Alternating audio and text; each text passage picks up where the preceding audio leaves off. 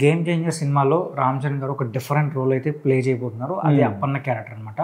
So ఈ type of అంటే same relatable కాకపోయినా కొంచెం ఈ టైప్ ఆఫ్ క్యారెక్టర్ అయితే రంగస్థలంలో ఆయన ప్లే చేశారు, చిట్టిబాబు క్యారెక్టర్. సో ఆ క్యారెక్టర్ అయితే మనకి ఇప్పటికి కాదు, ఇంకొక మేబీ 50-60 years తర్వాత కూడా ఆ క్యారెక్టర్ మనం గుర్తుపెట్టుకుంటాం. ఆ క్యారెక్టర్లో ఆయన ఇంపాక్ట్ అలా క్రియేట్ చేశారు అనమాట.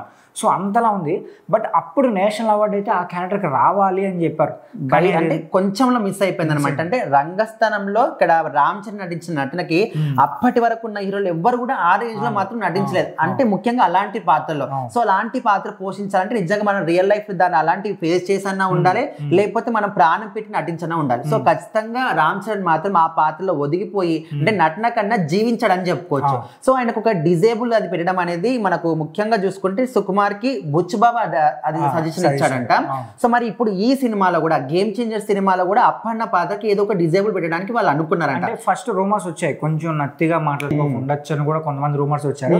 బట్ ఏదో ఒక డిఫరెంట్ టైప్ ఆఫ్ మేనరిజం ఉండబోతుంది. క్లియర్ గా డిజేబుల్ ఏంటనేది తెలియదు, కాకపోతే ఖచ్చితంగా ఒక డిజేబుల్ మాత్రం ఆయనకు ఉంటది, అప్పన్న పాత్రకు మాత్రం ఉంటది.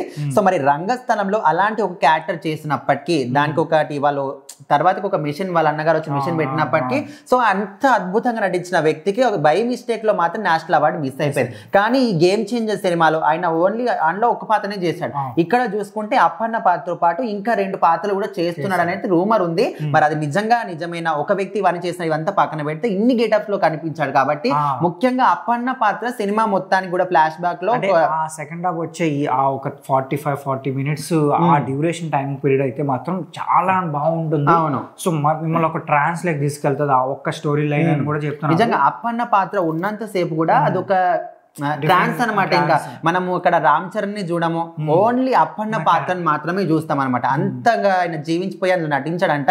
సో మరి ఖచ్చితంగా ఈ పాత్రకైనా ఈసారి మాత్రం ఆల్రెడీ మనకు సుకుమార్ చెప్పడం జరిగింది, ఖచ్చితంగా ఈసారి నేషనల్ అవార్డు పక్కా.